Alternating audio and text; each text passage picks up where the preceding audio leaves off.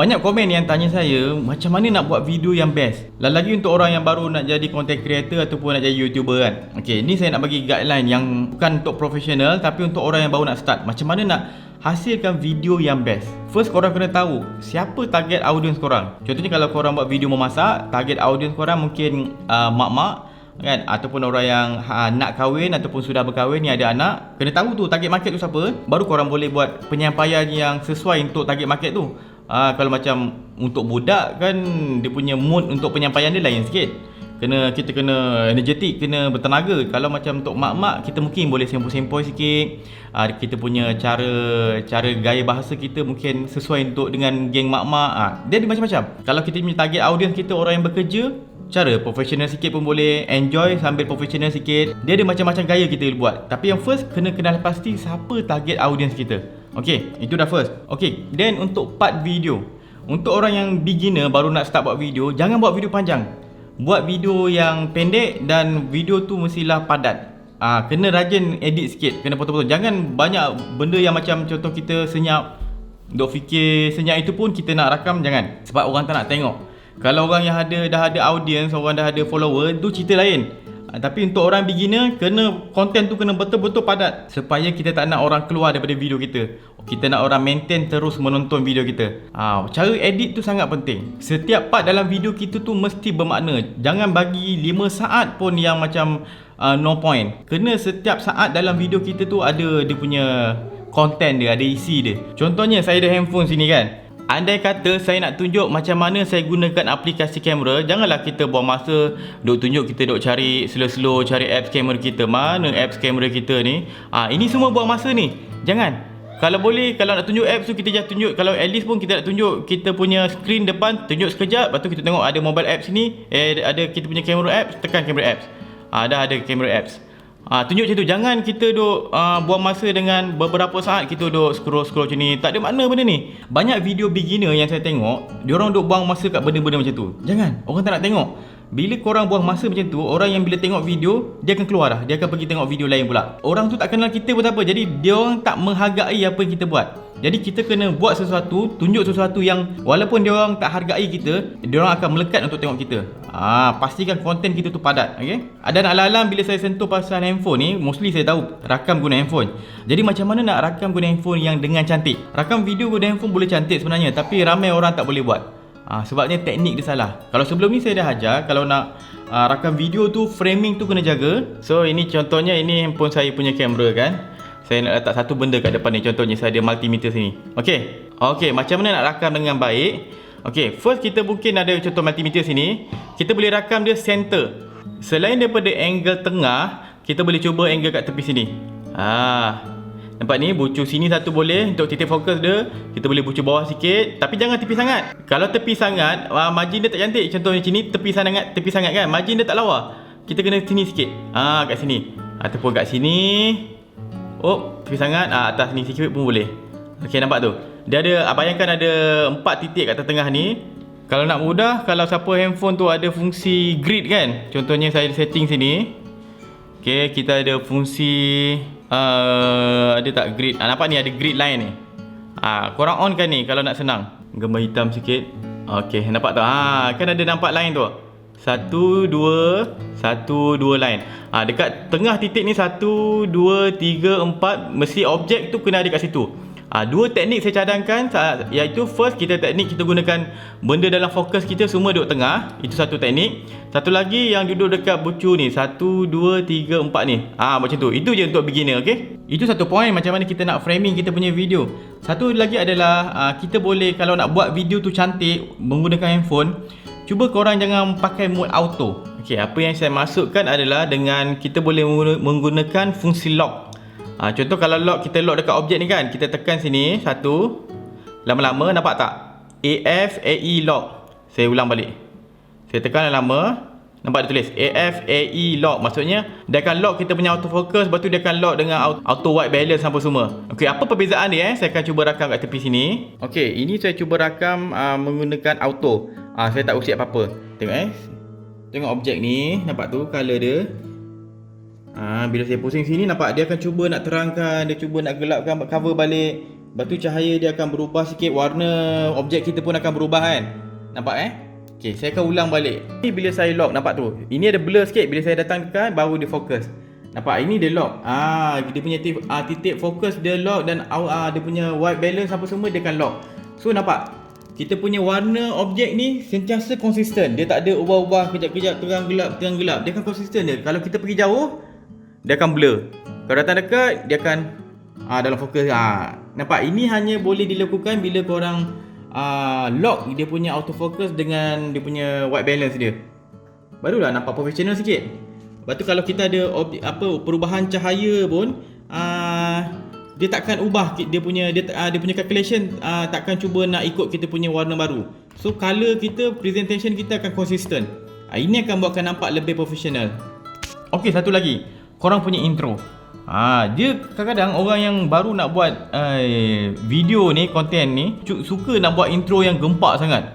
Intro yang macam pusing-pusing. Jangan fokus yang itu dulu. Intro ni, saya sebut intro ni adalah yang 5 saat ke 10 saat pertama tu. Sangat penting. Sebab banyak orang, dia kadang saya tengok, dia cuba nak tiru dia punya YouTuber yang popular, yang dia minat. Dia suka nak tiru dia orang. Jangan tiru dia orang.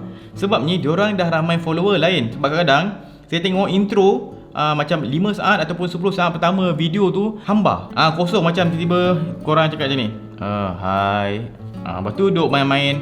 Okay, hari ni saya nak macam tu, melengah-lengah. Okay, anda kata ini intro, korang pun tunjuklah korang nak main handphone. Lepas tu kata, hey guys, lepas tu slow macam tu kan. Jangan buat macam tu. Ataupun start intro korang punya gempak dekat 15 saat kadang, barulah korang nak masuk korang punya apa tajuk hari ni apa semua. Itu dah buang masa. Jangan intro gempak-gempak macam tu, sebab kalau kita tak ada audience lagi, itu akan membuatkan kita punya drop off tu ramai. Maksudnya orang tengok kita punya video terus keluar. Dia tak nak tengok sambung pun, dia just tengok video kita keluar. Macam mana kita nak dapat views? Sebab kalau nak dapatkan banyak views, kita kena orang maintain kat kita punya platform. Barulah algoritma YouTube semua kata, oh konten kita ni bagus, barulah ditunjukkan konten kita pada orang lain.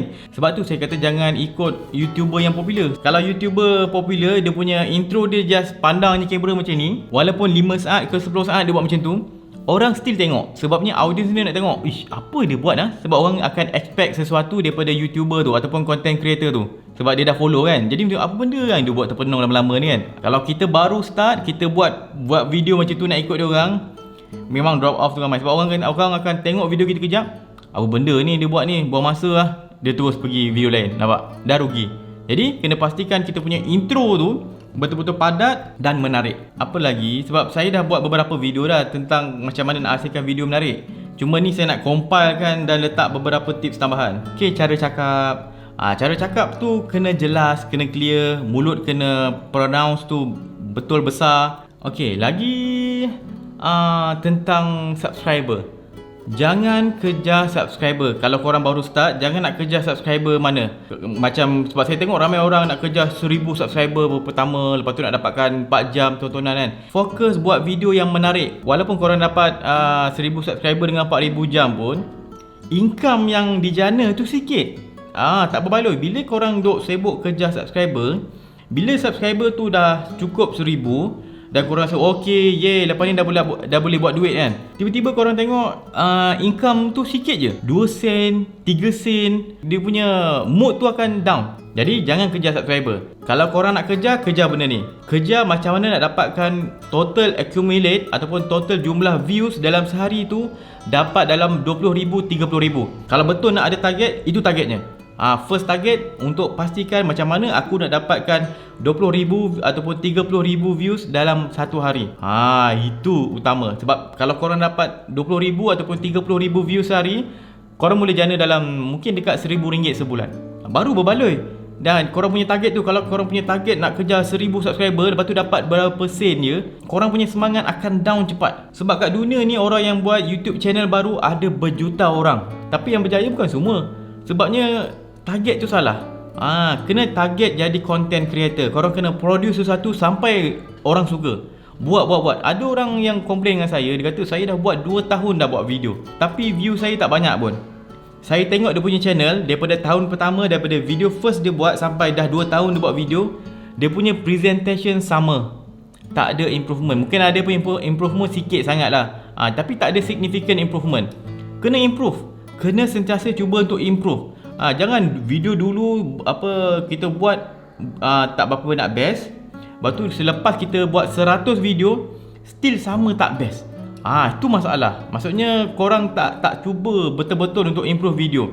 Ramai saya tengok orang buat video just ala kadar. Just ada buat video, contohnya cikgu kan, dia mengajar kat kelas 1 jam video mengajar kat kelas. Dia just letak kamera rakam belajar. Lepas tu dia upload dekat YouTube ataupun Facebook kan. 1 jam mengajar budak dekat sekolah dengan audio tak jelas, dengan tak nampak apa pun yang dia ajar tu. Kadang-kadang kamera goyang 1 jam pula tu, siapa nak tengok? Jadi kalau buat konten macam tu berulang-ulang sampai 2-3 tahun pun tak ada orang tengok.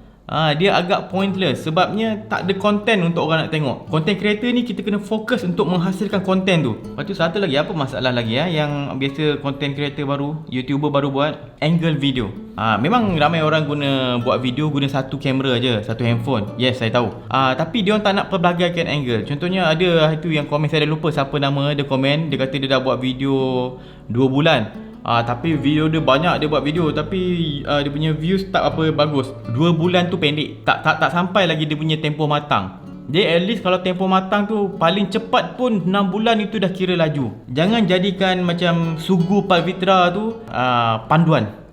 Jangan jadikan panduan. Dia boleh jadikan macam wah best lah dapat Sugu Palvitra. Boleh jadikan macam ilham, kita nak cuba usaha lagi kan. Itu boleh. Tapi jangan jadikan panduan nak jadi macam dia, tak boleh. Sebabnya itu case yang unik. Itu agak termasuk luck. Sebab video dia, banyak orang buat video lagi cantik daripada dia, banyak orang buat video lagi menarik daripada dia.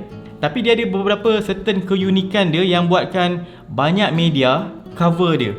Banyak blog-blog, berita pun masuk, duk cerita, PM pun bagi hadiah kat dia. Benda-benda tu semua membuatkan platform tu naik. Jadi susah orang nak dapat macam tu. Itu hanya case terpencil, 1 dalam 1000 ke 1 dalam 1 juta ke, ataupun 1 dalam 10 juta. Case tu sangat-sangat unik. Jadi jangan dijadikan contoh untuk kita follow dia. Sebab kita orang biasa, jadi kena follow orang biasa. Orang biasa yang tak ada special case tapi fokus pada konsisten dan sentiasa improve dia punya content. Nak jadi content creator, nak jadi YouTuber, kena expect kita punya komitmen kita tinggi. Sebab ini dah kira kategori business. Korang berbisnes sebenarnya. Bisnes korang adalah korang dengan korang menjual iklan. Korang buat sesuatu dan korang menjual slot iklan. Sebab ada banyak sebab orang buat YouTube channel ni. Kadang ada nak promotekan barang sendiri, ada yang jadi YouTuber biasa nak dapatkan duit daripada periklanan, ada yang buat saja-saja je sebagai koleksi video-video dia, sebagai galeri memori contohnya. Kan ada banyak sebab. Saya harap korang boleh fokus benda yang sepatutnya korang fokus, sentiasa improve. Dan andai kata korang bukan nak jadi YouTuber pun, tips yang saya bagi ni sesuai untuk semua sebenarnya. Sebab bagi saya, semua orang akan produce content. Contohnya kita boleh buat servis, ataupun kita kena buat video untuk kelas, untuk belajar, masa proses belajar kat sekolah ataupun dekat U, kita kena buat video. Tips yang tadi tu semua boleh digunakan. Contohnya korang kena buat video presentation untuk bekerja, untuk bagi kat bos. Korang kena present dekat halayak ramai. So tips tadi tu semuanya boleh digunakan, bukan untuk YouTuber saja. Okay? Saya rasa itu je yang saya nak terangkan untuk video kali ni. Sebab nanti saya akan tambah-tambah lagi video akan datang, macam mana nak buat video menarik, macam mana nak editing yang okey. Saya akan buat tutorial editing video lepas ni, gambar apa semua saya akan tambah lagi. Jangan risau, just keep follow Berani Buat saja. Saya rasa itu saja. Sebab saya lepas ni saya nak buat video, ada beberapa barang saya nak buat video tu. Memang lepas ni video menarik. Okay, jumpa lagi. Saya Muhammad Syafiq. Jangan lupa follow Berani Buat, subscribe YouTube Berani Buat. Assalamualaikum.